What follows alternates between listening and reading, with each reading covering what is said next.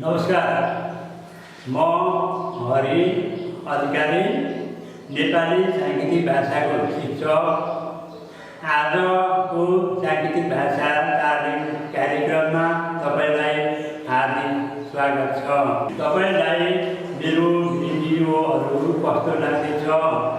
यदि मनपर्छ भने लाइक गरिदिनु। सल्लाह सुझावको लागि COMMENT कमेन्ट बक्समा केही कुराहरू लेखिदिनु। त्यसले गर्दा मलाई नयाँ नयाँ कुराहरू बनाउन प्रेरणा मिल्नेछ र निरन्तर मेरो भिडियोहरू हेर्नको लागि SUBSCRIB सब्सक्राइब गरिदिनु। अघिल्लो भागमा तपाईँलाई क ख व्यञ्जन वर्ण सिकाएको थिएँ। आज म तपाईँलाई स्वर वर्ण अ आ इ सिकाउँछु। अब स्वर वर्ण अ आ इ सिकौँ। अबाट अधुवा, अबाट अधुवा।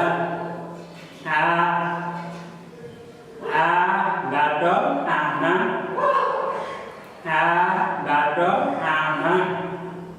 छोटाइ ईबाट स्त्री, ईबाट स्त्री। बढाइ ईबाट ईट, ईबाट ईट। छोटाउ उबाट उखु, उबाट उखु। बढाउ उबाट ऊँट, उबाट ऊँट। रीबाट ऋषि, रीबाट ऋषि। एबाट एम्बुलेन्स, एबाट एम्बुलेन्स। ऐबाट ऐना,